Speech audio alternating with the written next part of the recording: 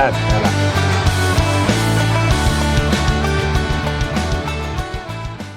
Footy's back. Ba-da-da, ba-ba, ba-da-da, ba-ba, ba-ba, ba-ba. This is Footy Unfilterated. I'm like Jeebus. I went down for Easter and I am resurrected. I've spent 2 days in bed, absolutely crook as a dog, and then boom, I'm back. On the other side, I rolled the stone back and just out on the other side was a bunch of Gatorades and a podcast. Anyway, on the other side of this here screen is our main man in Amsterdam, or at least southeast Melbourne. It is our one and only Essendon fan that is on the show. That is a very... Look, they did okay this week. It's a very low bar to clear. It's Jez. Jez, what's cracking? Hey, that bar, we cleared it. We did all right. I'm pumped. I walked out of Marvel Stadium, so I did mention on last week's pod that I was planning to go to the Melbourne and Gold Coast game. Didn't happen. The kids talked me into going to the Bulldogs and Essendon, and half-time I was ready to join Zach Merritt's wife at Gimlet, having a few wines and a bite to eat. But I walked out of there happy. Oh. I had a bit of a grin on my face and listening to all the Western Bulldogs fans muttering under their breath after they'd just beaten us by 5 goals. So I reckon it was great. And do you know what the best bit is, Jim? You then went to this Gimlet? Week? No. Shh, my wife's in the other room. No buys. No buys. No stinking buys. I like There's this. none. But that's it. Jim, buys? No buys here. No buys here. No buys here, Chop. We are going to wrap up round 4 very quickly for you, give away some weekly awards. But that's it. We've got Gather Round. It's here. One of my favourite weekends on the calendar. Not going to be there this year. It makes me a little bit sad, but I've got a good reason that I'll get into in a little bit. So we will have our Gather Round picks and previews and sort of, I don't know, I could just rank my 5 favourite bars on Hindley Street or something. It's basically, if you've got a mechanical bull, your mate Jim's going to be there. But either way, so footy is back. Let's get into it. It's footy without the bull. It's footy unfilterated. I can't breathe. I can't breathe. Just dust and cobwebs. All right. What a weekend of footy that was. I love 5 days of footy, especially when I spend 2 of those days absolutely crook as a dog running to and from the, luckily we're down the beach. So our little tiny bedroom at the beach actually has an ensuite, which we do not have at home. Thank effing hell we had that, I'll tell you, because your mate Jim was bouncing between the bed and the toilet like he was that bloody flubber. And basically my guts felt like they had flubber in them, which was just awesome. So I don't know. I'm the only one who copped it as well, so this is all on me. So it wasn't self-inflicted? No, it wasn't booze related. It wasn't anything. It's just like, bang, Oh, wow. Just absolutely bloody poleaxe. So watched you can handle it if it's a little bit booze related, but that's just harsh.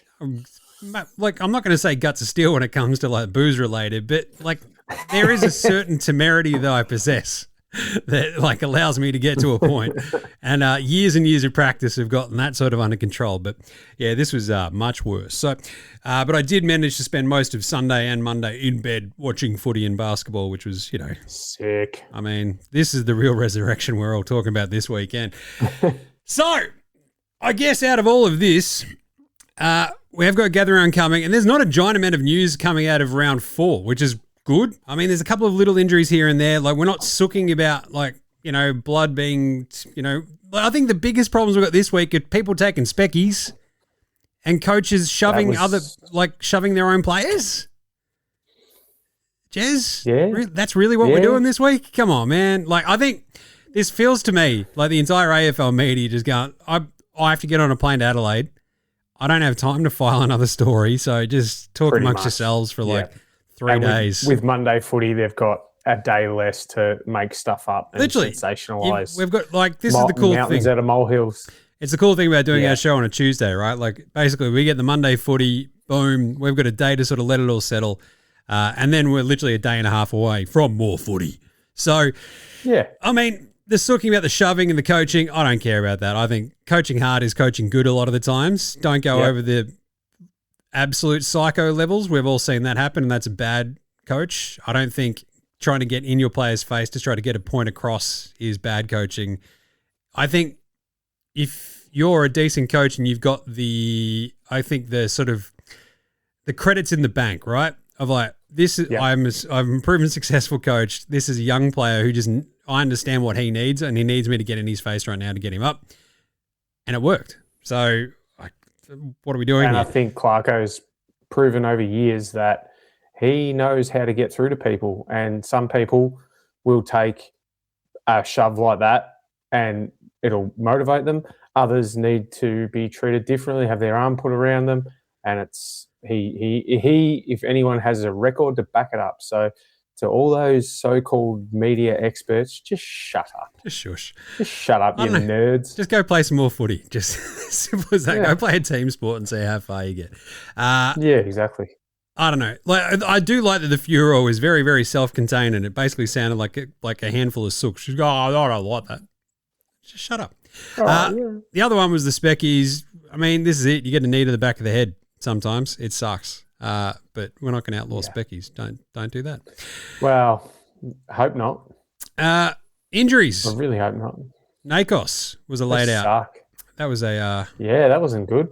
A very, very, very, very laid out. It was weird because we sort of tune in on the Thursday night footy for Brisbane Collingwood, and they're like, look out, Ralphie's got some news. About 2 minutes before the game as well. So yeah, but they look like they gave him up right up until the very last minute to. I don't know. Did you see the footage was actually like he did look very, very, very proppy though. Like he sort of like, especially towards the end of it, you're like, I don't know. They gave him a lot of time to sort of prove his health there. I suppose you do when he's that much of a superstar, and clearly they missed him. I don't know. So. He's only second in their best and fairest, Jez. Whatever. It's not as important as Darcy Cameron. Fair call. Anyway, but the other two big ones for the Dogs, Ed Richards goes out before their game. And then Tinglish cops a big one later as well, right? So they all appear to be multiple-ish kind of, we better be cautious with this injuries for Richard and Tinglish. So Tim English, like that one was just like it sort of went a bit weird underneath him as he hit the ground, right? And you're like, whoa. And he's a big unit. You can sort of see like the weight sort of tipping around it. And you're like, it's the inside of the knee. You never want to screw with that. But like they sort of seem like they're like avoided catastrophe, which is good. So now we're just going to sort of play it by ear and see what happens. Hope it's only 3 weeks or something. One of the super coach just kicking the guts if you traded him in this week for your man Cherry who went out last week. So not great. But the Daicos one as well, like the Corky was that bad that they're sort of still like, I think gather round. He's going to be okay because they've got, I think Friday game. Friday. They've got the extra day. So, but having to travel, which is something Collingwood don't regularly do, is that going to a bit of deep vein thrombosis on the plane on the way over? He might have to put him on a bus. Might have to be driven over there on the V-line with his own bed. Yeah, the V-line only takes the tour bus style thing, so he can sleep on the king size bed and jump on the treadmill while they cruise along the highway, the Western Highway through Nil and Caneva. Just punch straight through Ballarat. Caneva. Go right around Ballarat. Stop at Keith. You imagine Nick Daicos getting off the bus at Keith, just hanging out. And what's going on? Yeah, bunch of dudes named Keith. Yeah, he'd love it. Anyway, that's it. There's I don't really care about the rest of the news. Just it was an awesome weekend. I love 5 days of footy, especially when you're sick for 2 of them. So happy with that. Awesome. I don't know. Good long weekend. Happy days. Love it. Let's wrap them up. Brisbane 119, Collingwood 65. Daicos out. And does Daicos a team make? There's a bit of a nah because it felt very they didn't really have much more ball movement sort of through that guts at all anymore without him there. And I think the thing that I keep pointing out about Daicos, simple, wherever the ball is, he and Lachie Neale, they're just there. Always. Right? Just almost magically. And the way that they use it, it's incredible, but the way it finds them because their nous is just through the roof. The nous is through the roof, I'll tell you. But without him there, you're just that's a glaring hole in that midfield. And yeah, they just got overrun. Brisbane were incredible, I thought. I really enjoyed watching that game, not just the least of all Collingwood getting thumped, but it was also like that was like an added bonus. So. There's something beautiful about that just in itself, no matter where they are on the ladder, just seeing their score against them climb as they struggle to do anything about it. But it was a strange game, right? It was an odd game. Yeah, they sort of just kept on sort of just putting them to the sword, and Collingwood sort of never had any answers. It was a really strange one, and Brisbane just looked unreal. So Oscar Allen was massive, and you're like, this is the Oscar Allen game that you sort of were waiting for, and you know, the sort of guy who's going to step up and do the thing. McStay had an absolute just Spud moment, which was hilarious, but also was the only dude up forward who did anything for the Pies. And like between Lohman and Logan Morris, you're just like, Brisbane are awesome, and like this is why you're never worried about Brisbane. So they've just got so many options. Like Dan Houston, I mean, that was one sort of positive, was that he had a fair bit of the ball. Even Josh Daicos, he's not the same when Nick's not out there. He struggles to have the same impact. And just looking through there, if you look at the top, probably I could almost go as high as there's Ashcroft and Houston, then there's 3 lines, Josh Daicos, 2 lines Maynard, 2 lines Long, and then about 6 lines before you get down to Jack Crisp at 15 disposals. They just couldn't get the ball. That was the whole thing, was that Brisbane just starved on the ball. I didn't think Brisbane probably stayed between second and third gear for the bulk of the night, and then when they had to, they just went, yeah, we're much better than you. We'll just give the accelerator a little pump for 5 minutes and, you know, keep ourselves at a comfortable distance ahead of Collingwood, and they just cruised. They did not look like being troubled all night. So. And this is like when Brisbane start 0-2, you don't get too upset or too out of whack. It's going to be fine. Correct. Yeah, we did, and we've said that the whole way along. We're not worried about Brisbane. And even with the holes in their defense, with all the injuries and everything, like Collingwood don't really have the forward line to make them pay too much, and especially at the Gabba, bang, great job by Brisbane. Not a great job was Carlton holding on to a lead, Jez. Oh, geez. 96-86. It happened again. It happened again. Can you believe it? It happened again. It happened again. The Blues, I mean, at some point, I'm just sitting there with the squid. He's 7. And he's just having a bit of a, Dad, why can't they just win? And I'm like, that is a great question. There is so much in that one single question, son, that I feel like it's an eternal sort of philosophical debate that we can all have with our own teams. But Carlton, it's very, very simple. They go, what's this? I've got a lead. Nah, better crap down my pants. Check this out. Because that was one of the biggest, most embarrassing capitulations you'll ever witness on a football field on Good Friday. That's putting an entire team up on a cross here, Jez. Like, it was brutal, right? Just nailing them right up there. 7 goals in that final quarter to 2.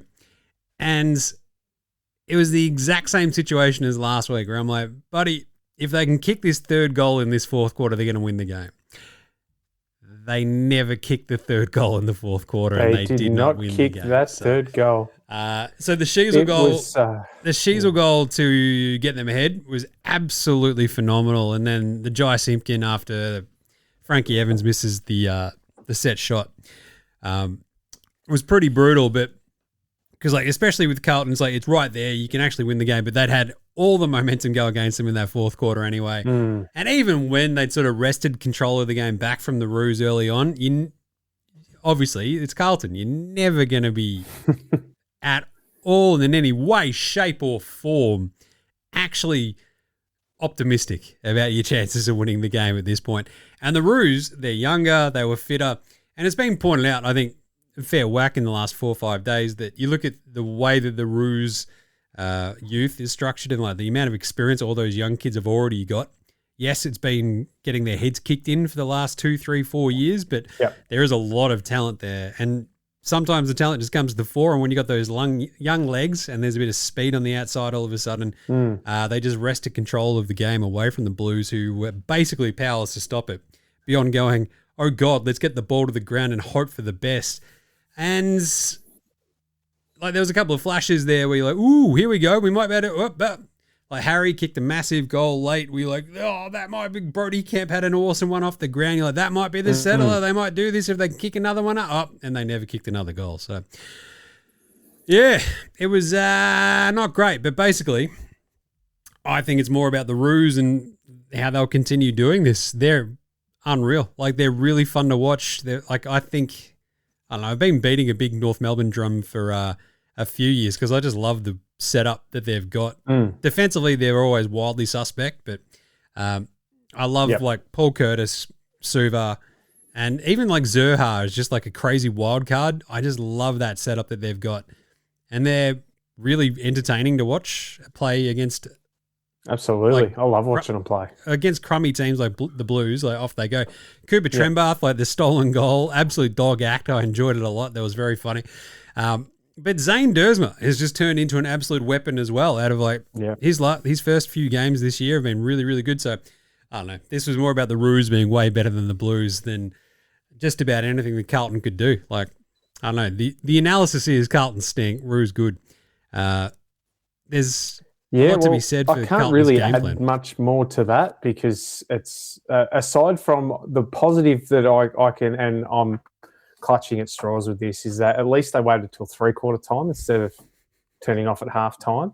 I thought at one point there, probably more so early in the game when Newman and Chera, they just looked to have a little bit more composure coming out of the back line, but that all disappeared at 3/4 time. It Really was did. as if they said, "Oh, hang on, we've got plans. See ya." Look, I can't really add much more to what you've covered it all there, Jim. It's like you're a passionate Carlton supporter Almost. and you've been mulling over it for 5 days. Yeah. So, Not much else to do when you're I can't. literally in the sick bed. Yeah. I think, but it's been pointed out like time and time again. North are positive. North are good. North wanted it more too, and that was a key difference. Is when the game was tight, it was North that were throwing their bodies in without any sort of concern, whereas Carlton still looked to be that little bit. Pitternet should have dominated that game and didn't. He didn't. Like I think it was Charlie Comden actually ended up with, and I've got the hit-out stats here. Sorry, Cooper Trembath ended up with 11 hit-outs. And crazy, we're talking about a bloke who is 193 centimetres against a guy who is 200. So he's giving away 10. He should not be losing a tap out in that game. It's crazy. I Not mean, to a bloke who's just 6 foot. Yeah. So, it's ridiculous. Like Pitto, like dominated all of the sort of like the hit outs or whatever, but there was the beautiful tap over the head to Sam Walsh that was just absolutely magical. And you're like, hell yeah, do that all the time. But I don't know. I think so much of their game plan, I think the biggest thing you take away from this is the Carlton played scared to lose and the Roos were completely fearless. Like they're just like, we're just going to try to win this game, man. Simple as that. You're like, that rocks. And that's what we said. That's what we said at the start of the year, is that these games are the ones they need to win to show that they've taken a step. And I think, aside from a bit of a brain fade against West Coast, which, West Coast rode a high, they could be 4-0. Yep. It's crazy. Awesome game later on, which, cleansed the palate. We had Adelaide Freo 76-78. Fremantle win in Adelaide in chaotic circumstances. This was awesome, this game. Came right down to the wire. We had 2 points kicked right at the end, wasn't it, by the Crom? From memory, it was like Keys and Ball Ace, wasn't it? I think so, yeah. From memery. Yeah, and sorry, I've got they sort of just dogs yapping in the background. absolutely let me have a look. freaked out. It was amazing. Yeah, last 5 scores, last 10 scores, it actually shows the 2 behinds to Adelaide are behind a goal to Freo. So it was what could have been for the Crows. But I actually only watched the first half of this game as we went to see a show at the Comedy Festival. So we were sitting there laughing our asses off while this is all unfolding. But when I saw the scores afterwards, I went, wow, that must have been some game. It looked, from the first half, it looked as if Freo were well in control. They were. So I'm assuming that Adelaide have done something to get themselves back in the game. But early on, it looked like they were going to struggle to stay with them. But the ruck battle was awesome. Like Lachie McAndrew was unreal. Like you've got Rob back there as well, Riley O'Brien. to go up against Luke Jackson and Sean Darcy, and it was great. Like, I think the tall timber of Freo, like between Tracy and Voss and Amiss and co, like it was just really, really fun sort of watching them have a crack at Adelaide. And Adelaide losing Fogarty, I mean, bit tough. Tex, he's on his last legs, but when he gets the ball and turns and wheels and off he goes, it's still really fun. But this is just Adelaide sort of missing. Like Dawson came back.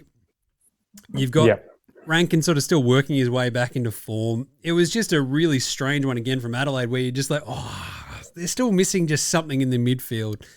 And it just, I mean, it came to roost, right? The fight back was there. They came all the way back. They're getting their heads kicked in. They come back at home. The crowd's behind them and they still just, the Ben Keys miss was absolutely brutal.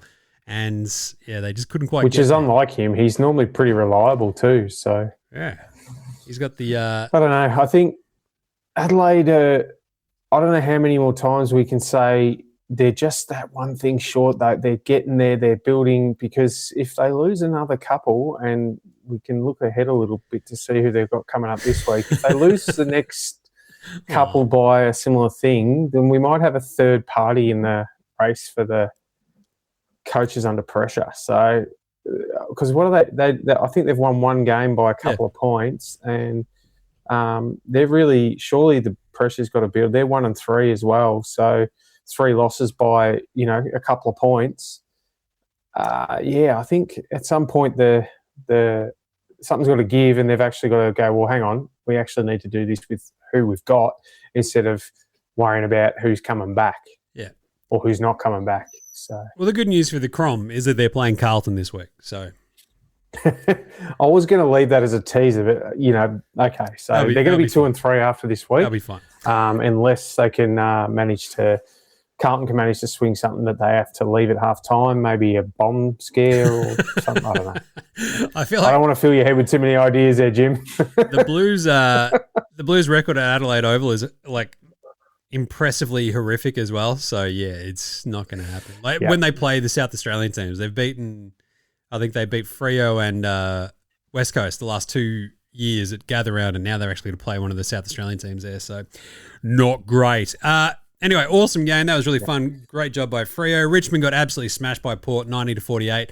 Not really too much to read into here beyond the power sort of just running over the top of them. And you're like, Richmond is still very young. That happens. Oh, geez. Richmond had that come down after a few good weeks of competitive output. They were just, it's what's going to happen with a list that's so young. And Port Adelaide, they weren't much better. They literally got by on the fact that they just have that many more players who are a couple of years further along in their development. And then Zach Butters, he was awesome again. Yeah.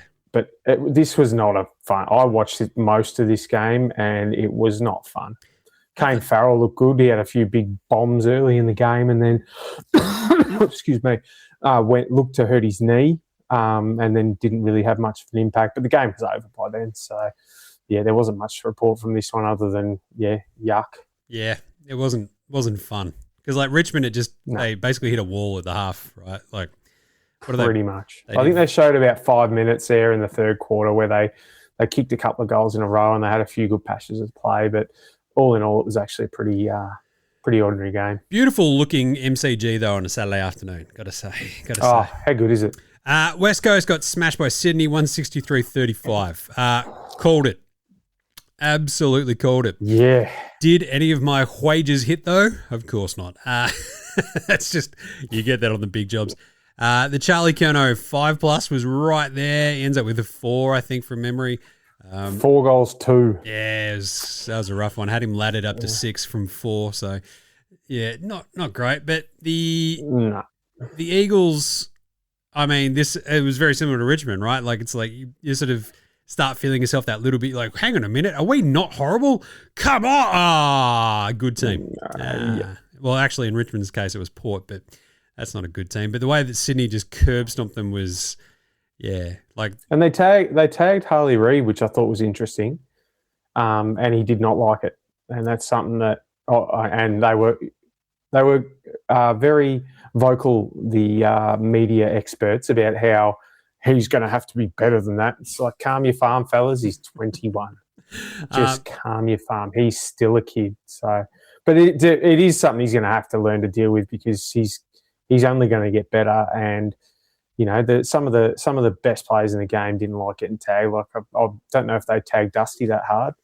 I remember there was and you may remember this, but in the early 90s when Craig Kelly from Collingwood was playing fullback, and he decided to try the old pinchy thing on the game's full forwards, and he tried it on Ablett, and I think he tried it on Dunstall, and then Tony Lockett came around, and you could see him not wanting to go anywhere near that, so because he knew exactly what would happen. So, but you know, it's going to come a time where he's probably going to miss a couple of weeks for retaliating, especially if teams see that that's what's going to happen if they do tag him.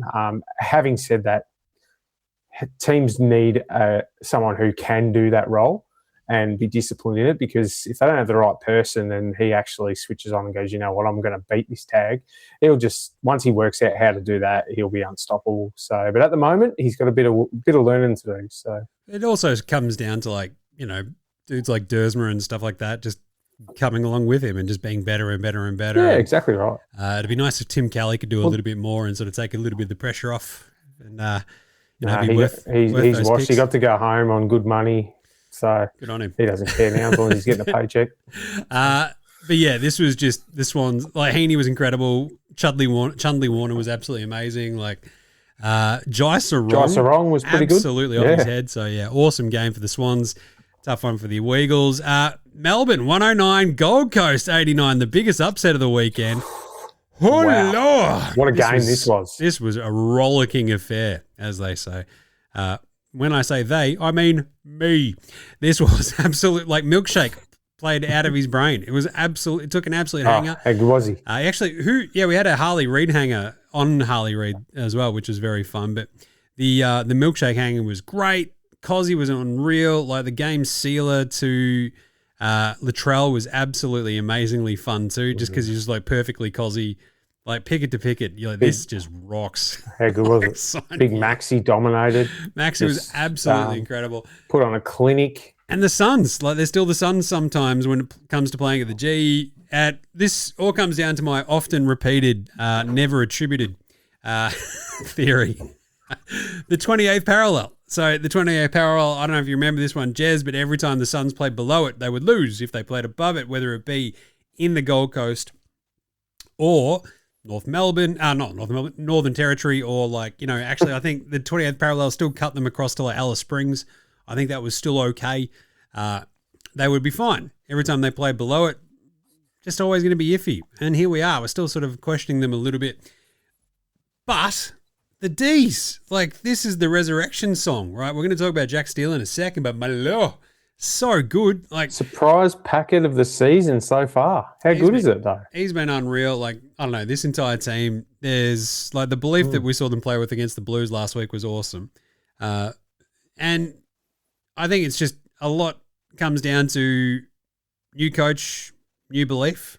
And I think when you sort of see the breakdown of, like, their list and, like, the players who did play, like, they still have, like, this solid core of veterans who played in that flag team and that was so dominant for, like, you know, this 26-month period basically. And, like, when you've got that sort of experience in the guts, even with losing Petrarca and Oliver, like, you can overcome a lot of stuff, I think. And if you've got a new direction, a new voice in there, it sort of helped them a lot. Must be nice having a new voice in there. I watched this game, and then I watched it on the way to the next game we're about to speak about, and I just could not. I was switching between that and the NBL Game 5, and I couldn't take my eyes off either. It was amazing. I love the way Melbourne, like, their attack on the taking the game on. It's really refreshing, and it's something you haven't really put down to Melbourne over the last 4 or 5 years since they won that flag. It's been a lot more stagnant sort of chip football, which hasn't worked, and now they're starting to take the game on. And as you said, you see these the old dogs are starting to show a few new tricks that we haven't seen before. Melksham obviously turning back the clock a little bit. Ed Langdon's having a massive impact. Maxi Gawn just never stops, and then obviously the one they've brought in, Jack Steele, he's made a world of difference to that list. And you can just see the young players feeding off him. and the old boys. So it's great. I love it. Yeah. And I don't know. The one thing for the Suns, I'm like, aha, my grown adult son, Jed Walter, is here. This is good. I just need more Jed Walter in my life. Yeah, he was all right too. But yeah, I don't know. It did feel like this is the kick in the guts. And this is literally what Hardwick said after it, right? That sometimes you have games where they just kick you in the nuts and you need it. And it's exactly what they needed. So fingers crossed the Suns don't lose again the rest of the season. Then we had your mob, Essendon, 65. They won the last 3 quarters, Jez, against the Western Bulldogs, who still won the game, unfortunately, 99, because they were very good. The Q in the rack game. On the big jobs. Absolutely, the Q in the rack game from the Dogs. They went, quick game's a good game, boys. We've already won this one, so pack her up. Yeah. Down tools, off they go. This was very funny to watch because I'm like, again, very, very, very ill at this point of the weekend, just sort of on my side, iPad there in front of me, just watching this. I'm like, I just couldn't take my eyes away from it because Essendon just sort of wouldn't go away. And at one point, you're like, wait a minute, they've kicked 5 straight goals. I think something's happening here. What's going on? And then the Dogs sort of just wrested control a little bit back, and they were fine. But I don't know, you were there. Tell us all about it. Yeah, well, I had the benefit of not having to listen to the commentary, which is great. I didn't realise we won the last 3 quarters. I definitely knew we won the 2. But half-time, I probably felt like you were feeling sick. I was like, oh, why did I waste my money? I need to tell my kids no. But to be honest, I was just laughing because I'm like, I knew this was going to happen. And my son was there and he said, yeah, we knew this was going to happen, Dad. Whatever, it doesn't matter. So, okay, mate, we'll just enjoy it. And then as we sort of came out, you could see, and I was actually pointing out to him about how pathetic their defensive efforts were compared to the Bulldog, so I was getting some fright stuck into them. And then you could just see there was a change. Now, whether it was this so-called spray that Brad Scott had at halftime, whatever, I don't think so. I think that something has changed there and someone, or maybe it was, and they've just decided to actually try. That's all I could see was that they were running instead of walking. They were close to the decision-making was just not shit as it has been. They were moving the ball quickly, which is what they need to do, getting it in quickly. The couple of young fellas had a bit of an impact on the game. Tom Edwards in his first game back from an ACL, he kicked a couple of goals and looked like he probably could have kicked 4 or 5 in the second half. Jacob Farrow, absolute gun. He is going to be a star for us for a long time. Very, very happy with him, but I'll talk about him a bit later. Archie Roberts was everywhere again, 37 touches.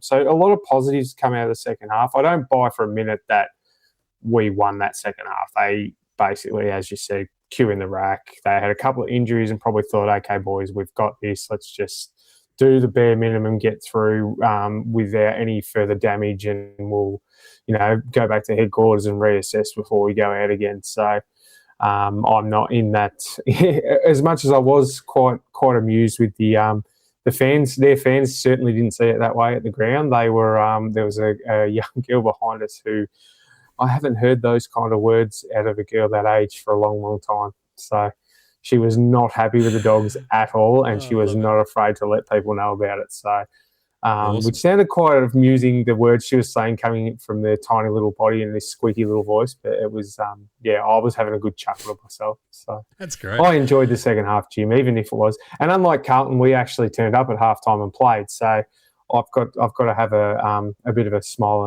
and that warms my heart a little bit. I like it. If we combine the two teams, we'd still get our heads kicked in. However, I think you won the last 3 quarters. I think 56-55 overall.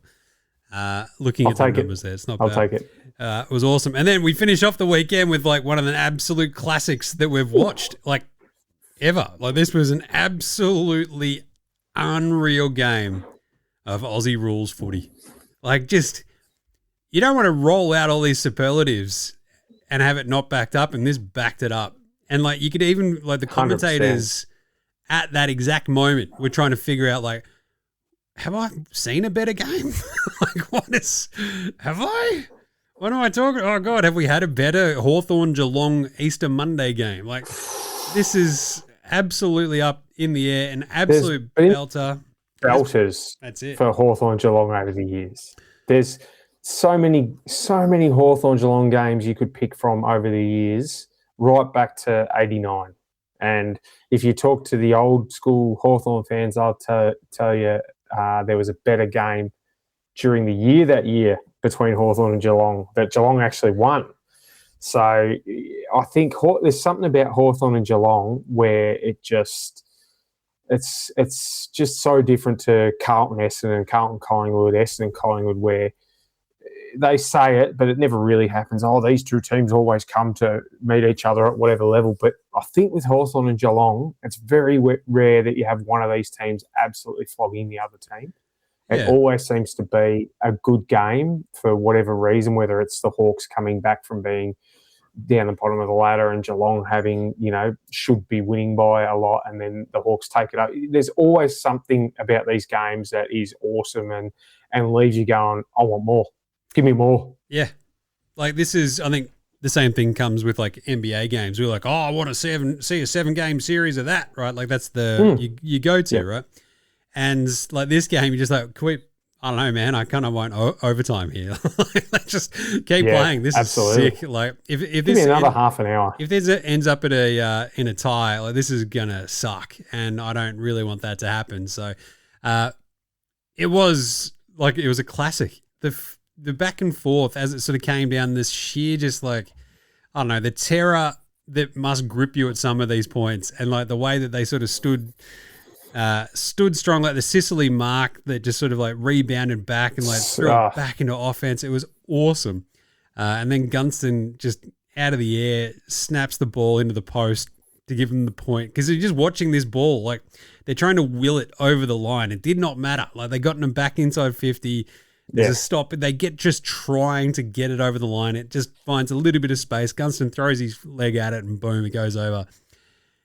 Absolute chaos. Like it was awesome as this sort of all unfolds, and like the Shannon Neal goal might get lost in all of this because it was an absolute it was unreal ripper. He was massive. Like, he was so good for them. He was exactly what they needed. There was a lot of carry on pre-game about Tom Hawkins and how he used to do this and that and whatever it was. And if ever there was a day where he needed to say, hang on, it's my team now, that was the one. Unfortunately, didn't get him across the line, but geez, he was good. Bailey Smith popped up and was everywhere again.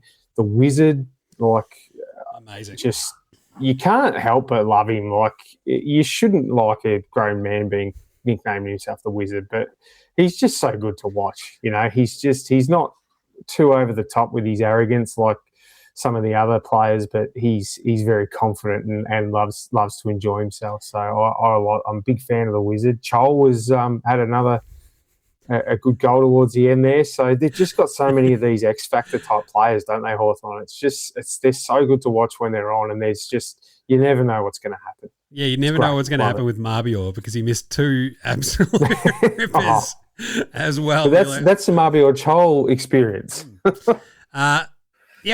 The Wizard, I agree. Like, I love the Wiz. Good on him. But I still get antsy about him being the Wizard. I'm like, for me, that's always just going to be Jeff Farmer. Like, what are we doing? Right? Like, just... Yeah, true. Like, I can't just hand over the nickname again. It just doesn't work like that. But... You could see a TV ad possibility here with the sorting hat of works for all the Potter nerds out there. So the handover just of the Wizard nickname. But, like, Ollie Henry, Shannon Neal... Jezza Cameron was a bit MIA, and like they actually brought it up on the broadcast, and I'd thought it a few minutes before, and I'm like, has Sean Manor done anything while I've been watching this game? He did nothing all game, seemingly, which breaks my heart. He actually came out and said that he's never played a worse game of football in his life, and that was from the man himself. But the other one who was clutch was Mitch Lewis. Yep, that goal with that big mark at the end there to get them level. That was awesome. So. But this was big moments on a big day, so it was great. Like Ginnivan was like played a couple of had a couple of big moments, played a really interesting role. Sort of when he dropped back here and there, just sort of like, oh, hang on a second, he's going to intercept Mark. What's happening here? And the Sicily just like he also would have hurt his shoulder at some point. Came back on, takes a huge intercept, just the rebound, boom, off they go. It was. The term finals kissing like fingers emoji. atmosphere gets thrown around far too much by commentators trying to sound smart, but that was a finals type game. The desperation in the, it was an elimination final style of game there with the desperation in the final minutes and the way it all panned out. That was, imagine seeing these guys play in a elimination final in the first week and it goes to extra time. Like, that'd be the ultimate. A, because one of them's gone afterwards, but B, because imagine how lucky we're going to be to see that play out. What was awesome. That was unreal. 84,000 there on a Monday. It was beautiful. Like, it was just unreal. Love it. What a game. Great afternoon too. Like, they had a bit of rain early and then the sun come out just in time for the footy. So awesome. Love it. How good is footy? This is when we should be starting the season, this weekend, Jim. I like it. All right. Let's do some awards from the weekend. Gablett Areas, best on ground of the week. For me, it was Shees or Wilbert Ashcroft. Take your pick. Shees was awesome against the Blues. That basically the game-breaking goal. He was never going to miss it. That's pretty good. And like the sheer composure that he had just to take that like half a breath and just go straighten up, skadoosh, got it. It was awesome. He was so good. And we had absolutely zero answers for him. And Wilbert, against the Pies, just ran completely amok. And you're like, this is the Will Ashcroft that we sort of have come to expect. In grand finals, he just sort of needs to do it in every game. And he did it in that one. He's only going to get better too. He's only going to get better. It's not bad for a 12-year-old, right? Is that how old he is? 14? Yeah, exactly. Yeah. I think he's 14 and Levi's 12. Either way, they look like they've just stepped straight off the set of a Hanson video clip. So I hate how young they look. I'm like, you are prepubescent. Like, what are you doing? Just, nah, come on. Yeah. The honourable mention's got to go to Alir. He was awesome in that game as well. He had 18 interceptions. Like, what the hell? That's absurd. I mean, yes, you're playing Richmond, but God. There was like an interesting point about how the way he uses his body is just so smart, and because he's so massive that the way he's sort of nudging folks under the ball, it's like perfectly legal. And like people have taken umbrage with the way that he like nudges packs over and then people just start falling into each other. Like, you got to call a free kick. It's like, but if he's not pushing them in the back, like what are we talking about? Good use of the body. He's just. I think he did have an issue early in his career where he would go too far under the pack. Yeah. When he was at Sydney, and then after a few free kicks, rightfully so, because that was basically tunnelling, he adjusted the way he played, and good on him. He's within the rules, so leave him alone. I've enjoyed a lot of... Shut up, nerds. That's it. All right, what about you, Jez? I've got a couple of honourable mentions. I thought about going with Zach Butters, but that was a garbage game, so I can't, in all good faith, give him that one. And Jack Steele, I love the way he's been going about it, but I've got to go with Cozzy. He's done it again. He's just that engine room for the D's, and they had another good win. So Cozzy's my man at the moment. I'm really enjoying what he's putting out there. So can't go wrong with Cozzy. I'm a little bit concerned that we're facing the Demons. I thought that one might have been a chance for us to win when I looked at the fixture, but it's going to go for another week or two. Yeah, when do we play Carlton? I'll talk about King's birthday, I guess, is the first time. Jeez. Anyway. The footy unfiltered wooden spoon. Wooden spoon bowl. There you go. Who are we buying a beer this week? For me, I love him. Nick Newman. First game since doing his knee at the game I was at with my then 5-year-old son, I want to say, as Carlton got their head ritually kicked in by the Brisbane Lions in Brisbane in an elimination final to the tune of like down 10 goals before you could blink. Newman came off and you're like, that's not good. He's awesome. And then was done. And you're like, that's not great at all. Bugger. I don't know, he's just such a good level-headed user of the ball at all times that you just sort of need guys like that on your team. It was great to have him back. Loved it. And when he kicked the goal as well, this is just, storybook. If they hold on to they lose. So, yeah, that sucks. I'm just going to buy Nick Newman a beer and just go, look, mate, it's not going to get much better, but it's good to have you back. Drink your sorrows away together. Nice. How about you there, Jess? Well, I'm going to buy, and I'll make sure Stephen May's not in the room, but I'm going to buy a Big Jake the Snake Melksham, Mr. Milkshakes a beer for winding the clock back. 4 goals and mark of the year contender. Maybe not, but it was a pretty bloody good mark for an old fella. So, and he doesn't look like slowing down. So they were talking about, surely they couldn't drop him after that. I'm like, absolutely they couldn't drop him after that performance. It's not often you have a player in his prime kick 4 goals and take a hanger. So if they dropped him, I would be very surprised. And I think the way he goes about it is exactly what Stephen King is asking of that group. And him, along with Maxi and Jack Steele, who, again, is probably another honourable mention because I think he's clearly added something to that group. But, yeah, I'm loving the way Big Jakey the Snake's going about it at the moment. So beer from me to him. I was so happy that he was so good in that game. Like, it was so weird. I'm like, I'm just happy for him. Like, he's almost our age at this point. Like, that's amazing. Good on you, Milkshake. Spud of the week. Spud. Dan McStay kicked 4 goals, but also had one of the most boneheaded play-ons you'll ever see. It's like, it literally had, what's the, Matt Hill, the racing commentator. And there you go. It's Dan McStay's out there on the wing. He's got the wing. WTF. Dan McStay. He literally dropped the WTF on the call. And you know, that doesn't happen very often. And not Hutto. It's the other dork. Wait a minute. Jared Waitley. I was going to say, that doesn't narrow it down much. Howie. It was Howie sitting next to him. And Howie's like, Howie.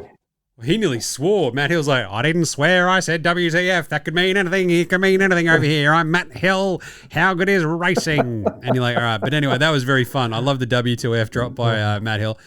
He's like, Matt Hill's I think I love commentary talk. And I think it's something we'll continue to do throughout the season. Matt Hill is fascinating because he'll every so often just get something like really wrong. And you're like, that's not. But just rolls with it. And he just doesn't blink. And I'm like, that's awesome. Just keep doing it. Because, like, it's the sort of thing that Kelly Underwood doesn't do. So, God bless her cotton socks. She doesn't get a lot right, though. So it's hard to disguise all the wrong stuff. It's like, I don't know, how to not make your mistakes glaring is really important when it comes to stuff like this, right? Anyway, Spud of the night is going to be, well, for the week, for me, is Will Hayward. And I don't know, Jez, in a game that you lose by 10 points, do you think giving away 2 goals from the result, direct goals from the result of your actions is bad? I think so. Especially when you have barely touched it yourself. I think he had 6 possessions. He was. So this is what's fondly referred to as the Carlton Small Forward Cardio Club, where if you watch the heat maps of the Carlton small forwards, it's just up and down the wings. A lot of teams just go, you know what, you're a small forward, just play forward. Carlton goes, no, let's run them into the ground because we've got no other answers for anything sort of defensively. So, boom, you smash cut to Will Hayward in the middle of the ground just thumping Wardlord. And basically 50 downfield, free kick downfield, goal, another one as well, same thing. You're like, what are you doing?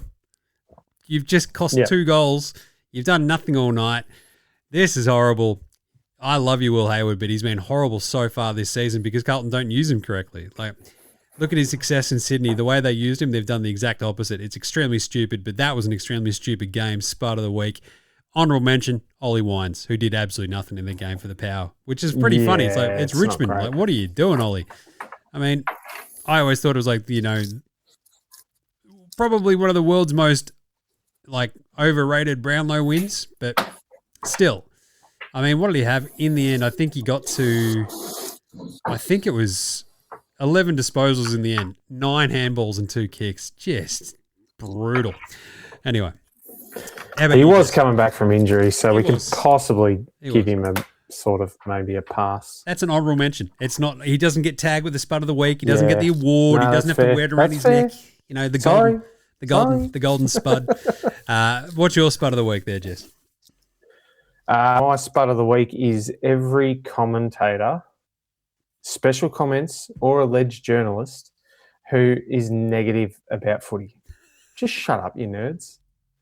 Just enjoy what's being put out there in front of you and stop trying to make these tiny little tidbits of things like the Zach Merritt's wife's tweet into the end of the world and all this sort of crap. We don't care about your opinions. What we want is for you to report on the game, not on what your peers are doing in the other box. We want to know what's going on the game. No one's tuning into Footy Unfilterated for me to have a full hour and a half report on what Jim did on the weekend, because they probably care more than what they do about what David King and Kane Corns are arguing about. Sure. But nobody wants to. We want to talk and hear and watch footy. So shut up, you nerds. I like and this. Ben Mackay. No reason, just it's Ben Mackay. I think this is the Draymond Green Award for Dickhead of the Week. It's the Ben Mackay Spud of the Week Award. That's right. I was talking about this on the weekend, right? About the commentary and the way that AFL media is basically the same as NBA media, where everything is bad all the time and the sky is always falling. It's like, you know what? Sometimes sport's just sport and it's okay. Just she'll be right. Just settle down. Anyway, better than Bootsma this week. Who was the best young fella we saw? For me, it's obviously Georgie Wardlaw. Oh yeah, he is the Warlord. I love the Warlord. George Wardlaw. He's 21, and he plays like he's 42. It's like he's got the haircut. I don't know about that, Jim. Well, he's got the hair. I don't know about that. He's playing with like the intelligence of a 42-year-old. There we go. Not physically. He's got the haircut of like an 80s midfielder. I love him. He's just the smothers and the one percenters that he was throwing out there against the Blues, like the chase down to Cripps, it was him. The smother of Walsh was him. He was absolutely everywhere. And he's just, because of the injury sort of, like, I don't know, the plague of injuries he's copped the last couple of years, he's a sort of forgotten dude on the ruse. And you're like, but when he plays, he's an absolute gun. And so you sort of see the more that he gets to play with the likes of Shees and even like, you know, LDU and Jai Simpkins still being there, just it just gives them this awesome sort of core that you just watch play and you're like, there's just something going on here. He's played 41 games and he's only 21 is Warlord. That's just... And he's missed a bit of footy from concussion as well. So hopefully he can just stay away from the head knocks and work out, because I think a lot of his issues early on were his attack on the footy. So hopefully he's trained himself to go in with the same sort of reckless courage, but without the head first reckless courage, I suppose. So, I love him. He's awesome. How about you there, Judge? I think I found my new favourite player on Sunday night, Jacob Farrow. He had a pretty quiet first game the week before, and obviously I didn't watch it because I was away. But I got to see it firsthand, and he had about 21 disposals, but the way he disposed of the footy was very un-Essendon-like for the modern times. He had composure. His skills were more than adequate. And he just, I think whenever he got the ball, he did something positive with it, which was just so unlike an Essendon player to do. So maybe that's why it stood out, but I'm really pumped for the future for him. He's a future superstar, I believe. So it's going to be good seeing him run the ball out of the middle and putting it straight down Nate Caddy's throat for years to come. I like this. Game 2, and we're calling superstar. I love it. This is it. Laying down the takes. It's positive Essendon Jez right here. You need a different hat for that as well. Positive Essendon Jez, and you completely change character. I don't mind that. Right. I get one of those beanies with the big hair coming out of it for it. I bought Cheer Squad Jez. I bought the Squid one of the Gather Round one of those last year. It was awesome. It's just hell yeah. Keeps his head so warm. He's already got a massive mop on his head as well, so just double mop. Some quick yeah-nahs. Look, very quickly, Jack Steele, just revisiting your call last week. You absolutely nailed this. Yeah, nah. Jack Steele, the recruit of the year so far. Yeah, nah, yeah, for me. He's been awesome. Yeah. Yep. I said it once. I'll say it again. Love it. I love what he's doing there. Awesome. Colby McKercher, the shove. This is mountain meeting a molehill vibes, isn't it? Yeah, nah. Yeah. Yep. Shut up, nerds. Just coaching, I think you know when you see it when it's stepping over a line, and like coaches know their players better than anybody. So I think what we can see is like, you know, a very simple interaction between a coach who knows what a player needs to get a fire lit underneath them, and away we go. So yeah, let's go, Colby McCutcheon. I think it was a bit of a slow news week kind of beat up. I think if it had been the week before, we might have, or if Carlton had have played on Saturday night instead of, if the game had been Saturday night, we probably still would have been hearing about it today. But thankfully, it's disappeared over the the last couple of days. So yeah, because it was a non-event. Shut up. And then gather round. Move on. I like this last one. Gather round. Yeah, nah. Yeah, of course. But the one thing that keeps popping up is, we should have it we should have a gather round in every state. No, we shouldn't. Because you know what? Why? What makes things more special is if you have a lot more of them and make them worse. That definitely works all the time. The thing. Do you know what I really enjoy at the moment is that we've got gather round in Adelaide, we've got Hoops Fest in Perth for the NBL, we've got whatever the NRL call their round, Magic Round in Brisbane, and they're all at different times of the year. So if you were a sports fan, you could go and see every one of those teams play in one weekend in the same year. How good's that? That's awesome. Yeah. I think I love it, and I think any talk about trying to capture the spirit and the feel for it is woefully misguided. Because I think the thing that makes it special is it's Adelaide. Nowhere else in Australia has the layout that Adelaide does to make it easy enough to get around, that it's very central to obviously the CBD. Like Adelaide Oval is literally just across the river. Yeah. CBD is right there. It's even closer than the MCG to like Flinders Street, right? Like it's just literally it's there. crazy close. Yeah. And it's awesome. And like when you go to like Norwood, you're like literally playing on like a suburban backyard oval. It rocks. Yeah. You go to the Barossa, you've got this weird sort of selection of grounds, and you've got a city that is absolutely built perfectly for this amount of people, that it becomes the thing. Like if you did it in Melbourne, you did it in Sydney, it'd just get lost. It'd be like, there's some footy fans around this weekend. What's going on? So usually in Melbourne, that's just called the weekend, where there's footy. And Sydney, they don't really care. They just don't. Simple as that. Brisbane, it's sort of like a weird situation where the Gabba is and how they're going to knock that down. They've got a new one coming anyway, so just shut up. But Perth. But Brisbane and Gold Coast are too far away because you'd have to add them together. And then you've got it's an hour and a half drive with traffic from Gold Coast Stadium to the Gabba or wherever the new one's going to be. But then you've also got to find another ground there somewhere to help out. And the same with Melbourne. It's going to be Marvel and MCG, and that's just another weekend at the footy for us. Yeah. So just leave it at the thing with the NRL's stupid round that they have is that they can play all the games on the same ground. Yep. Because their grounds hold are different. It's a different game, so they can, because they'll have, when they have the main NRL game, they'll have 4 or 5 games before it, or the state cup and all that sort of stuff. You know, grand final day, I think they have about 8 games for the day on their grand final day. So, you know, it's a different game, different course, different thing. Let's stop trying to copy everyone and just stick, like we've already copied them, and it's a great idea. If it's a great idea, copy it and make it work.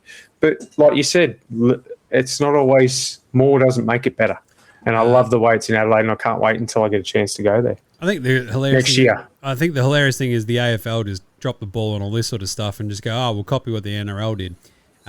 And then the next one is the community week, where you go out into the regional week, right? And NRL have already done this, where they're playing games in like absolutely nowhere, which is awesome. I mean, the big difference is like no one goes to NRL games anyway. In the big, like their normal. Well, it's a lot easier when your big crowds are 10,000 in town to get 3,000 or 4,000 and say, "Oh, what a success!" Yeah. So But I think, regional round would be the next step for the AFL before doing any other sort of gather round, and just do regional round across the country. Absolutely. The same weekend. Fantastic. Make a big hullabaloo out of it. Right. Speaking of which, gather round preview. Jim, rank your 5 favourite bars to go in Adelaide. No, I can't be bothered. We'll do that next year when we're coming to you live from gather round. The Stables is like, there's like literally all the trashy ones on Hindley Street, like the Stables and the one that's got the bull, so the tin shed or whatever it is. The Strathmore is also hilariously dodgy, but there are like 3 or 4 that I go to when I'm over a gather round that I'm just like, got to hit it in for, just a couple of. There's a great cocktail bar hidden away off Hindley Street as well that I'm not going to tell you about, but there's a lot of really good sort of like awesome drinking pubs in Adelaide. And nothing makes me happier than a good drinking pub where you can watch some of the other games go and gather around. Because, like, being there on the ground, it's awesome. And if you've got tickets to, like, multiple games, it's fantastic because you're sort of, like, spending your weekend there maybe or just a couple of nights, whatever. But you sort of, if you're there for the breadth of it, like, you then have, like, the games that you're not going to go to, you actually need that pause just to sit in a bar, watch the game. Or like the early game on Sundays, like we'll just go to the pub and like watch that, and we'll go to the game that we're going to later or something like. And when you go to somewhere like Norwood, where it's literally like going to a game in Ballarat, like you're just like, this is awesome. That's a person's backyard here. Like this is sick, and like half of this ground is like the boundary line is a straight line because they've run out of room. Like this is unreal. It's the best. It's one of the best quirks about local footy is when you have these grounds where I think there's one somewhere where there's still a tree in the middle of it and stuff like that, and the gravel ground down in Tassie. Like, there's just so many quirks around local footy. That's what just makes it so cool. And gather round, I think the cool part on top of that is just the vibe in the entire city is the entire. Oh, I can't wait to get there and have a go. But I'm hoping next year I can get over there. But it's non-stop. I'm keen as. Because this is again, footy, and you got they do a great job with the thing on the river, where it's like all the footy stuff, and you're like, this is great. So, love me some gather round. How am I going to deal with my FOMO this week, Jez? I'm going to go to Sydney on Friday to go to the Opera House because I'm fancy, me. Unfortunately, at the Opera House, I'll be seeing a band called Tism. One of my all-time favourite bands, and it's going to be hilarious. So that's a good way to combat. Say hi to Greg for me. I will. Say hi to Greg, the stop sign for me. Cheers. That'd be awesome. What are you, a yobber or a wanker? We're about to find out. Heck, can I be both? Because I'm pretty sure. It's going to be awesome. This is going to be the best way to deal with the FOMO ever. Like, Carlton going to get their heads kicked in on the Thursday. I'll be sad anyway. I'm just going to Sydney on Friday, watch one of my favourite bands play the Opera House, and then fly back on Sunday afternoon after spending the afternoon in the pub with a mate. So, should be good. Speaking of which, Thursday night footy. Adelaide, 33.5-point favourites as gather round kicks off against the Blues, and wow, are they going to smash my beloved Carlton. I was tempted to think, well, maybe the Blues bet. No, not a chance. The Adelaide Oval record for the Blues is absolutely dismal. And, the Crom, I think this is in front of their crowd. 33.5. This could spell the end for Vossi if they get their heads kicked in. And I've got a slight feeling they will. So, I'm going to go Adelaide minus 33.5 here, Jez. Yeah, I think it's... I'd love to say that Carlton will cover it, only because they'll probably be up by that much at half time. But this week, I don't think they will be. So, I think that line's probably pretty good. So, I'm going to go with Adelaide too. So, they lost by 60 there last year against the Crom. Well, that's the other side of it too, is it? Unless they're playing Freo or West Coast, they don't win in Adelaide. So they lost by 58 there the time before against the Crom. Yeah, I can keep going. So they've been absolutely horrible. I think just the simple idea of Carlton and Adelaide Oval, I'm always going to go the Crom. Even Port, just No love. So Adelaide for you as well. All right. Yep. What can Carlton do to actually win that game? Put the pressure on Adelaide, get them to capitulate in front of their home crowd, keep it tight, win the stoppages, which is what they tend to do. But the problem is make them pay, and I just don't know if they will. It'd be really nice if they did. But Yeah. I just Be a pleasant change. I can't see it happening. Friday. This game's really fun. Collingwood versus Freo. Collingwood are 10.5-point underdogs on the road in Adelaide against the Dockers. And I guess it makes sense. Freo have looked better. Well, especially if Daicos doesn't play. I feel like that's got that If built Daicos- into it as well, right? 10.5 felt a little bit rich when I saw it. I'm like, this feels like a bit of a non-Daicos line. So I don't know. If he plays, But also, I still don't think they're I'd be interested.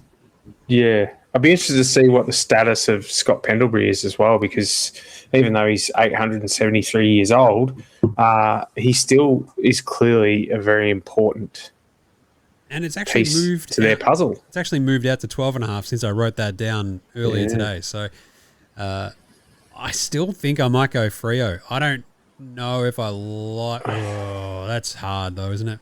I feel like I did say last week the Pies would keep it close against the Lions, and they did not. So No, I'm just going that to go was in Freo. Brisbane though, not at the. Oh, this is in Adelaide. It is in Oh, Adelaide. wait. Oh, ooh. Yeah, I'm going to take Fremantle. Yep. If this was at the G and Daicos played, I'd probably take Collingwood to cover. But after seeing him try to get there for last week, I don't think he's going to play. And even if he does, I think it's far enough away from Melbourne that they'll have a little bit of stiffness from sitting in the plane for an hour or two. That they'll be a little bit underdone. So Freo for me. I like it. I think their back tools will be pretty tough.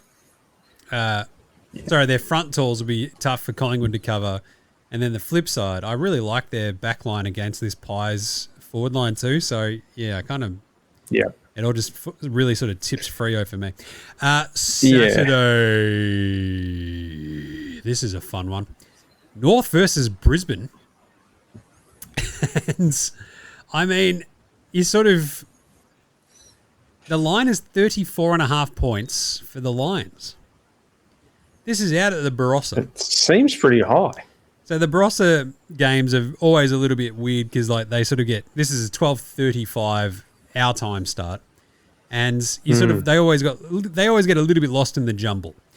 But it's because it's always like North versus Gold Coast or something like that, right? North versus Brisbane, though, has a potential to be a really, really fun game. And I kind of want to take North. Like, Brisbane on the road, give me 34.5 points. I think they get run down late, but I think I want to take North. I think. And I think the last time they played, this game was a draw. If I'm That is a not- really, really good point. Because it was the reigning premiers, right? Going up against a 71-71 last year. Amazing. Yes, it was 71 apiece. So So I don't know, just this being in the middle of nowhere in South Australia, I think I'll take North plus 34.5 just because weirder things have happened, I think.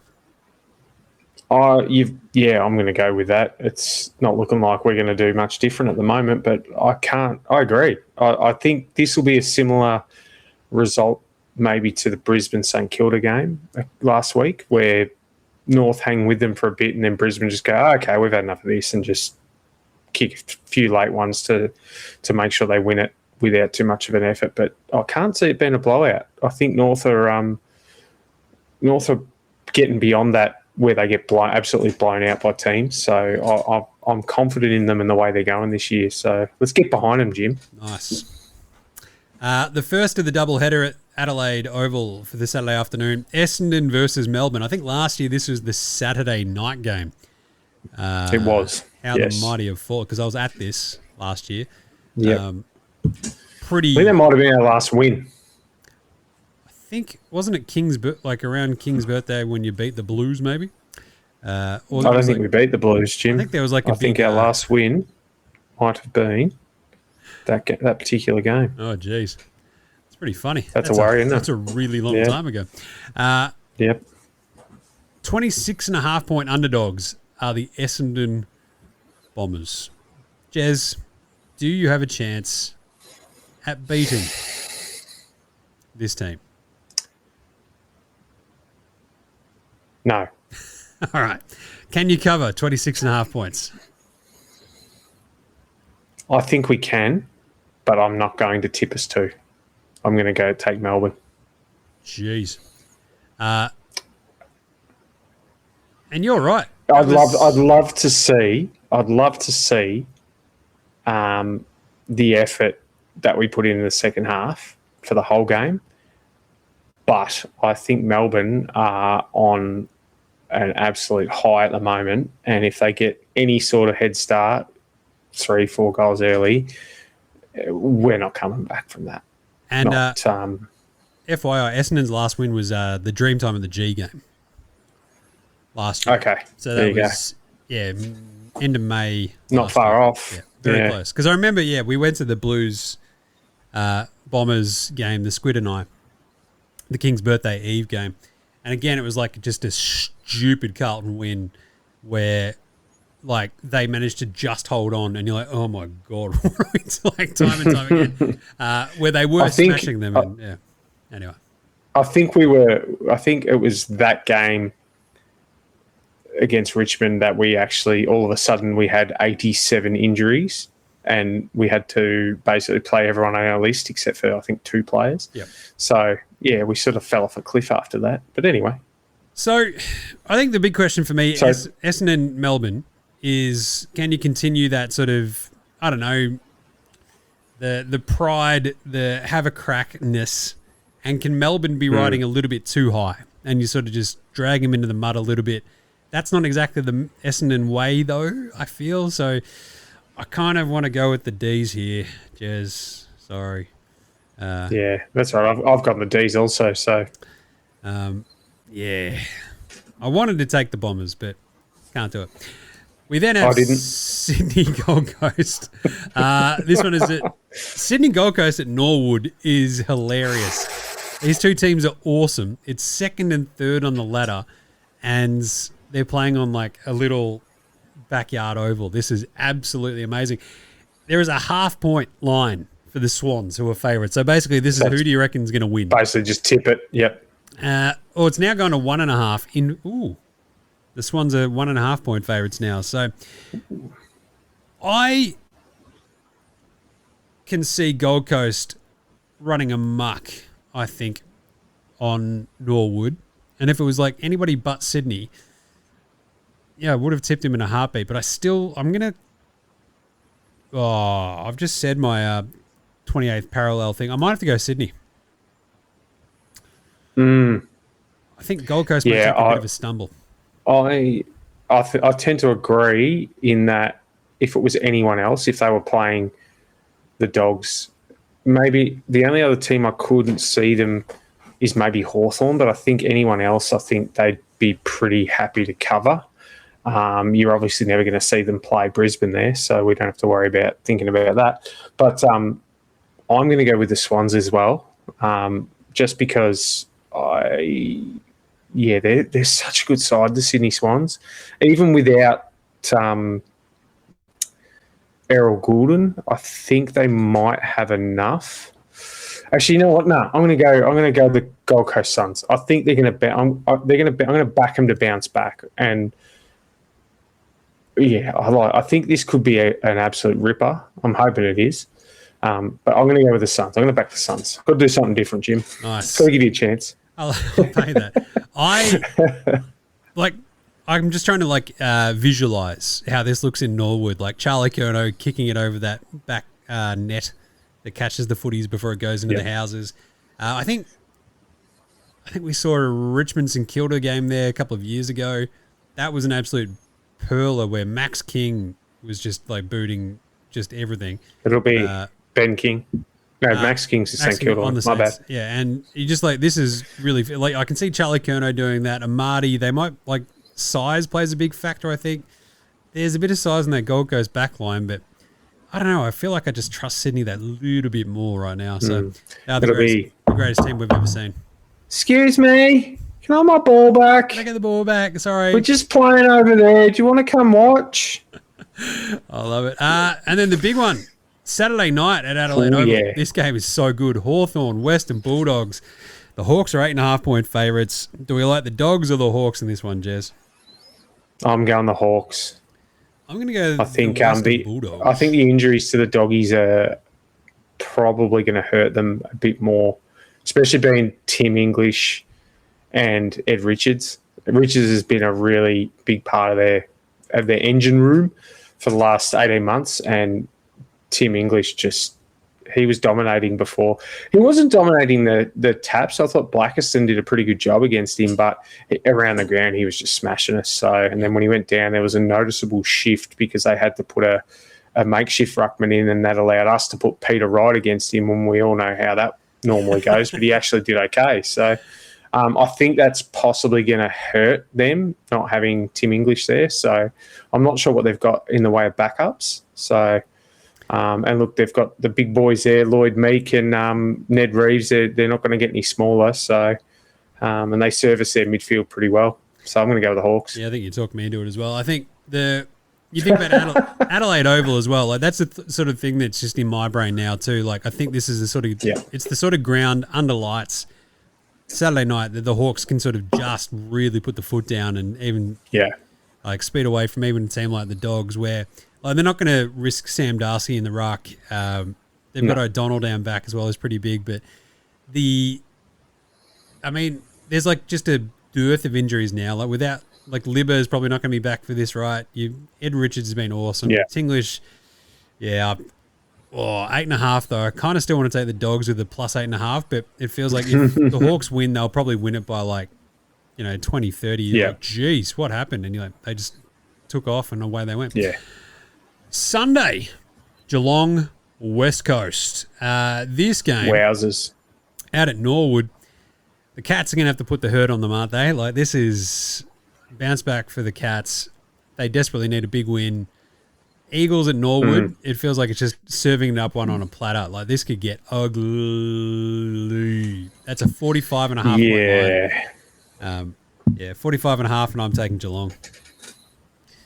Yeah, I think I'm going to do the same. I think Geelong need to make up some percentage because they're sitting at 89%. So I think, this could be a big percentage booster for them if they and let's be honest, Geelong, when they do get on a roll, they can very much put the foot down and really drive it home. So, and again, Norwood, I think the size of like Ollie Henry, Shannon Neal makes a big difference, and Jezza Cameron will probably bounce back and kick a bag. So I can absolutely see Jeremy Cameron kicking 10 goals at Norwood. Like that's something in my brain. I'm like, that could happen. Good game for Sean Manor to have a bounce back as well. Then we go, what is it, Barossa again for GWS Richmond. That's a weird one. 34.5 points of the Giants. I don't know. I don't really trust the Tigers on the road that much at all after this week, and GWS should probably kill them, so I'll go GWS there. What do you reckon, Jez? Yeah, I think so. I think the week off will have helped them correct a few things, and I think it's going to be I think the Tigers are in for a rough stretch. I think they'll have 3 or 4 games, especially against better teams. If they're lucky enough to come up against a team, I'm not sure what their draw's like, but they've obviously got Essendon in 6 weeks' time, so they'll be looking forward to that one for a competitive. But if they've got West Coast and some others in there, they'll hopefully have some easier opponents. But I think the Giants will be looking, because they haven't had a great year. As I said, they should be probably 0-4. But if it weren't for the 30 seconds stolen, they would be. So they'd be looking to sorry, that's St Kilda, but the Giants should have won that game, so they should be 2-2. But they're probably looking at some of the games they've played and thinking we have not performed the way we want. So I reckon if ever there was a time for them to come out and make a statement, this could be as big a win as the Geelong West Coast game we're expecting. So I'll go the Giants too. Nice.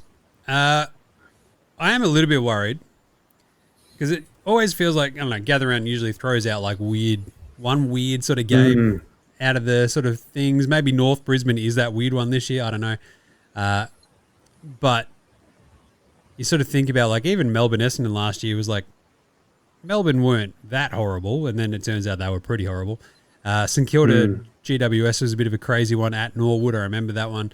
I don't know. There was like even, I think early on, Richmond Freo last year was like a close one, but I don't know. I think GWS have just got, they have to smash them, right? 34 They have to have a big win. Yep. They have to. And then finally, Port Adelaide, the final game of Gather Round at home against St Kilda, obviously 7.5 point underdogs the power against the Saints. This is a fascinating one. What do you reckon, Jez? I feel like that line should be more, but I'm also not surprised that it isn't because it's St Kilda. So this could quite easily be a St Kilda win, but a very good, not close game that it probably shouldn't be when you've got the amount of money running around on the field for St Kilda. I'm actually going to take... I think I'm going to take St Kilda because I think coming off the bye, the mad scientists will have had time to hopefully correct a few things that haven't gone right for them. Maybe, give TDK a potion or something to help him pull his finger out. And so I'm going to go with the Saints to have a probably not a massive win, but I reckon maybe 3 or 4 goal win. So I'm going to take the Saints. I like it. I think Port in front of that home crowd, the final night of Gather Round, it's going to be a boozy crowd. It'll be all completely off chops. The Saints will be too good. You wouldn't want to be walking around there with a St Kilda scarf on after. Not after the game. No. Jeez. I'm going to take Port. I think they keep it close. I don't think they win. Ooh. I think... I like it, Jim. I like it. I don't know, a lot of Josh Carr talk this week. Matty Nix as well. I think both the Adelaide teams are going to win, so, or at least... Geez, they celebrated a win over Richmond pretty hard, didn't they? They did. That might have been the one that just gets them in the right direction. It might also be the false dawn and they get their heads kicked in, but either way. I think we tied it on the picks this week, so it's 17-20 so far. So, we only had like a couple different, so we just basically split them. You get that in the big jobs, though. Slevo's Punters Club. Just missed out this week. Slevo. Sam Darcy, 5+ was my pick this time last week. And he missed a couple early as well, but he had like 2 goals, 3. In the first quarter, he had 2. And I'm like, he's going to kick it back. Yep. And basically just didn't bother after that. And you had, Bont 30+ and 3 goals in that game too? Yep. He got the 30. He only kicked 1 though. Yep. So I think the other one we talked about was McInerney, 25+ and a couple of goals against the Eagles. 24 and 1. 24 and 1. It was just I did have a look at that, yeah. I feel like he missed... So close. I think he kicked 1 goal too. So, breaking your heart. Yeah. But the best bet for Gather Round for me is Adelaide 60+. I reckon if you think Adelaide can win, I think they run right over the top of the Blues at some point. This is like a hedging my happiness kind of moment because I think if they get absolutely smashed, it's not going to be a giant surprise. And you can buy yourself some beer. Yeah, and I feel like we saw it literally last year. They got absolutely steamrolled. But there is that sort of like trepidation about Adelaide's midfield that I don't know if that's the sort of team that can take real advantage of the Blues. They're not that quick, I think, in the middle that much. But it does feel like someone like Rochelle or Rankin can just have like the best game of their careers, basically. Rochelle's already done that once this season. So Adelaide 60+ is not a bad one. The other one, though, that I really love is essentially anyone on Norwood just going out and kicking a massive bag of goals this week. So that's, what was it, Geelong? That was Jezza Cameron, 5+, massive, huge bounce back. Like he could be kicking them from 60 at Norwood. Don't worry about that. Charlie against the Suns would be pretty fun. But even then, like Ben King against the Swans, like flip side, I think one of them will just have a massive day out because it feels that easier on Norwood. And then, you think about Cats Eagles, like even Jakey Waterman could have like this just crazy outing against the Cats. So a couple of sneaky big Norwood ones, I reckon. So I'd probably say Jezza 5+, Ben King 5+, Charlie 3 or 4, because they're sort of spreading it around that a little bit, but he was pretty good against the Eagles. But I don't know. What do you got there, Jess? I'm going to stick with my goal kickers, and I'm going to go for the prancing pony, Big Paddy Voss, to kick 3+ against Collingwood on Friday night, because I don't know that they've got enough defenders to go with all of their tools. And if Big Paddy gets on a roll, with the feral Collingwood crowd booing him and hissing and possibly throwing all kinds of different diseases his way, he will. I think he's the sort of bloke who'll lap that up, and I reckon if he gets on early, there's he could be another one who kicks the bag, even though it's not at Norwood. But and the other one I would also be happy to throw some shekels on would be the Amati party to kick 4+. That's a good one. Because I can see out of those three that we've mentioned, King, Charlie Curnow, I could quite easily see the two of them being shut down by their respective defences, whereas that means that we're going to have either a Jed Walter maybe, but more likely an Amati party there. So see what happens. Ethan Reid for a couple. He's been absolutely awesome to start this season. I don't know. It's pretty good. Yep. Yeah, I think the other sort of sneaky one, Tex Walker against the Blues on Thursday night. Yeah, that's true. Gather around, just goes out and kicks 3, and you're like, what just happened? Why do we get abused by a 60-year-old man? This sucks. But anyway, you get that on the big jobs. You get that. You do. And Gather Round is a big job. But that's it. There's the round 4 wrap. Gather Round preview show of Footy Unfilterated. He's playing this song. I'm excited. I love Gather Round. It's an absolute vibe all weekend, Jez. Even when you're not there, it's just it's really cool just to have everyone absolutely pumped for footy. And that becomes the prevailing theme. How good's footy? And that's what we say here on Footy Unfilterated. Footy's pretty good. So there we go. We'll be banging on about it all weekend over on the socials as well. So follow us everywhere. Yep. You know how to do that. I'll be up at Ballarat this weekend. Learmonth are kicking off against Skipton, out at Skipton. My oldest son Luke is playing there, so playing against the reigning premiers, which is why I'm wearing the Learmonth beanie today. So I'll be up there on Saturday watching them and cheering them on. Hopefully they can get a win over last year's premiers. So and the young fella has a day out, which would be good. Nice. I think I'll be up there on Sunday. That's hilarious. But there you go. There you go. Either way, make sure you subscribe to the show across all your podcast apps, all that sort of stuff. Jump on the comments on YouTube. If I've got send us your NAS. Yeah, I can't be bothered. Don't make me beg. Just don't make me beg.